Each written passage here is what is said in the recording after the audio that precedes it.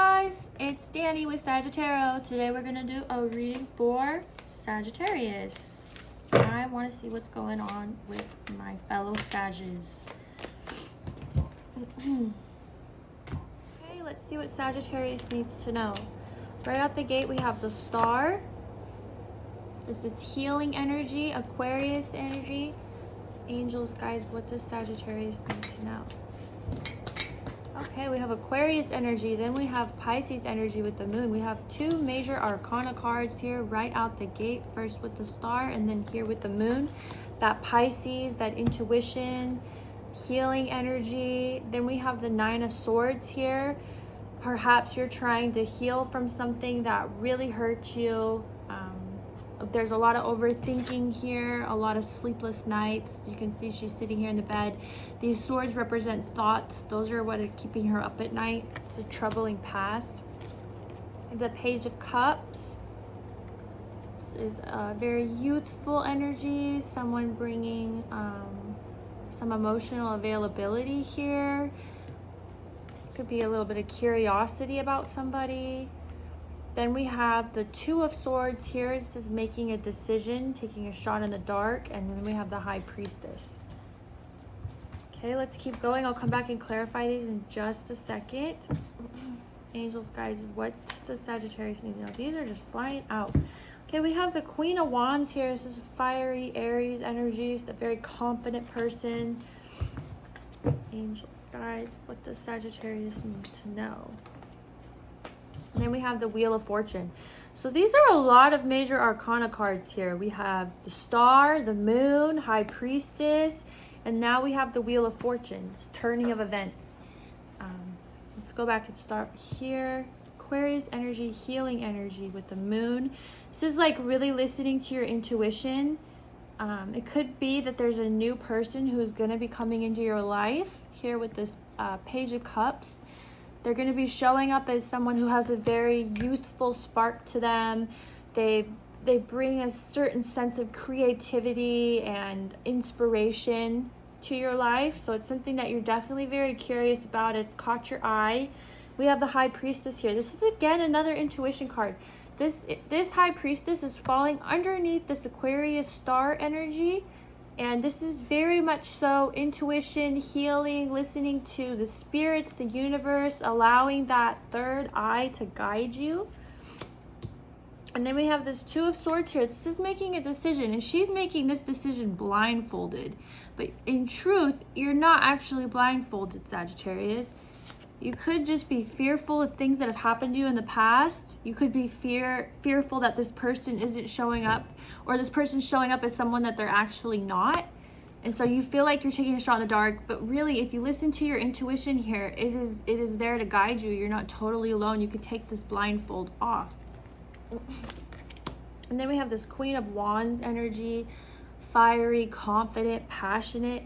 And this is coming underneath this Nine of Swords, which is actually really interesting because tarot is a tool to gain advice. We're all connected. We're all part of each other. That's why I'm able to pull these cards for you, and hopefully they resonate.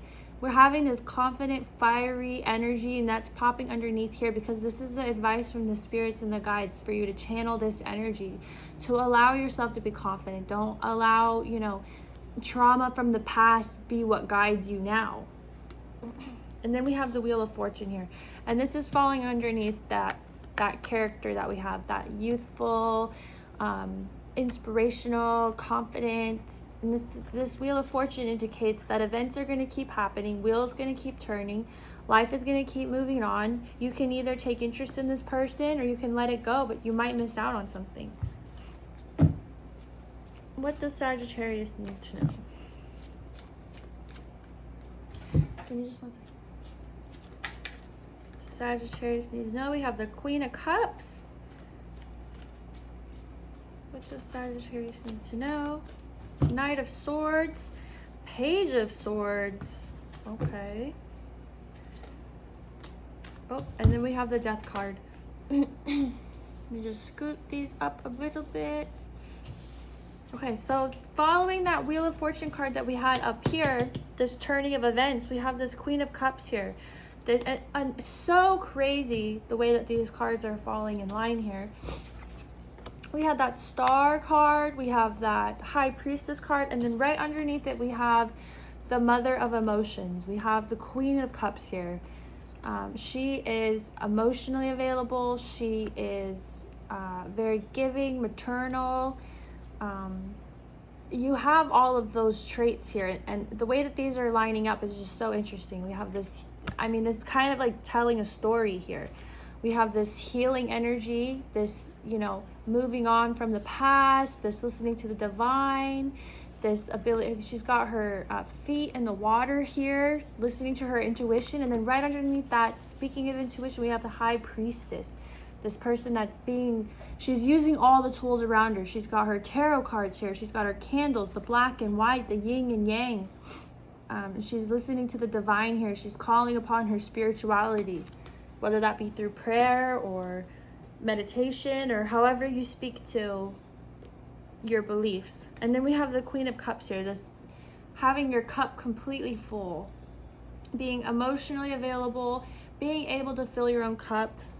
If you've never heard of filling your own cup before, that is, you know, have you guys ever seen like emotional vampires where they just are constantly spilling all of their negative life onto you, and they have like no ability to self-soothe or find comfort in themselves, and you can just tell they haven't healed from any trauma of their past? These people are energy vampires. But this is not you, Sagittarius. I see you as a very emotionally available person who has worked on healing, worked on growth. And then we have this Knight of Swords here, and that's popping underneath that choice that you had to make. Remember, you felt blindfolded? We have the Knight of Swords here. This is a very fast moving card. This is this could potentially be somebody else who's coming at you a little bit more aggressive. This could represent a different character who's coming at you very passionately, very aggressively, telling you exactly what to do. But that's not you, Sagittarius. I don't see this as being you. You're someone who's going to take your time, who's going to listen to the intuition that you have available here. And then we have this Page of Swords, another youthful energy. Because this is falling underneath this Queen of Wands card, I see this as another attribute to you. Advice from the divine, telling you to be very grounded. And as you can see, he has these books on the ground here, because these swords, they represent logic, they represent thoughts. This is, I see you, because again, this is falling underneath this card too. Remember, this keeping you up at night, this overthinking. Well, this is you kind of gathering your senses back and falling underneath that Queen of Wands, that confident card. And then we have the Death card, an ending to something. So this is the very last card of your reading. It's falling underneath that Wheel of Fortune card. And if you notice behind him, when one door closes, another door opens. I know I say that all the time, but look, quite literally one door is opening.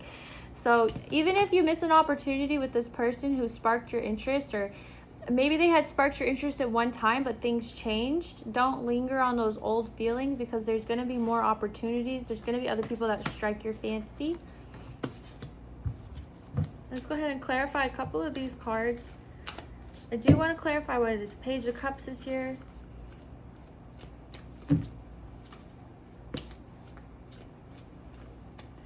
Page of Cups, the Six of Wands. Yeah, this person that's going to show up here, this character that popped up early in your reading, I suspect you either have met them or you're about to meet them, but they're going to come in just super adoring of you. And for you, it's going to give you a little bit of hesitation, because you're going to be like, whoa, too good to be true. And maybe it's going to feel a little bit like love bombing. You're going to feel totally love bombed, like it's just way too much, and it's going to make you a little suspicious of them. Let's go ahead and see why this Death card is here.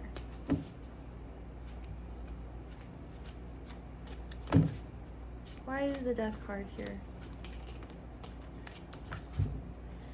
Ah, the Lovers. So we have the ending of a certain relationship. So, and for some of you, this could be someone that you've already met and dealt with, and it doesn't look like it's going to work out. Maybe they really were love bombing you, and you really had to listen to your intuition here. And now that I'm looking at them laid out like this, we had this fast moving character popping up, this kind of aggressive person. I think you might have been right, Sagittarius. I think you might have been right. You had your intuition up here, your healing parts, your moon energy, listening to the divine, and you had those unsettling thoughts. So when this person came in, love bombing you and telling you exactly what you wanted to hear and so adoring and charitable, you had your suspicions and you were like, I don't think this is right. I don't think this is right. And you really are going to call upon those higher powers. You're not making this decision blindfolded. You will take this mask off. You're going to embody this Queen of Wands energy. Things are going to move a certain way.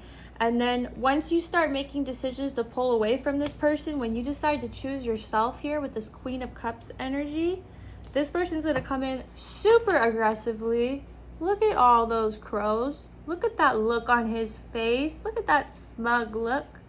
It's going to come in super aggressive, and I think this is going to be the ending of all of this. Anyways, as always, please like, please subscribe. It really helps me a lot. And then as you guys know, we have these personalized reading candles. All you have to do is go to my website, Sagittarius.com. It's exactly how it's spelled in my YouTube name, Sagittarius.com. Go there. There's personalized reading, personalized candle manifestation cards. What's going to happen is you're going to get one of these in the mail. You're going to go ahead and open it up. When you open it up, there's going to be a candle. It's going to be handmade by me. It has 3 little amethysts in there because 3 is a good manifestation number. Go ahead and open it up. It's going to be all tied up with a bow, super cute with a little flower. And I'm going to send you one of my mom's cards. These are going to be cards that were in her readings. So it has her energy. And then you open it up, and inside there's going to be a handwritten, personalized fortune for you. Not only is it a little fortune, like a fortune cookie, it's also going to tell you exactly what to use this candle to manifest to help you get the best possible case scenario for, you know, whatever you're going through. And I only have 5 of these mystery boxes, and each mystery box comes with a personalized reading, just like I just showed you, the same thing. It comes with one of those, and then it's going to come with some other little gifts. Some of them are kind of bigger. Little sneak peek. Sneak peek. And I think there's 1, 2, 3, 4, 5 other items in here. Super cute. They're all like astrology themed. Again, I only have 5 of those. So this is something new that I'm trying because you guys really love these manifestation candles. I thought some people might want something else. I'm not a big business by any means. So these are very personalized, something you can't really get anywhere else because it's just coming from me in my house. But I appreciate all of y'all's support always. You guys are the best. Please like, please subscribe. It makes my day. Thank you very much.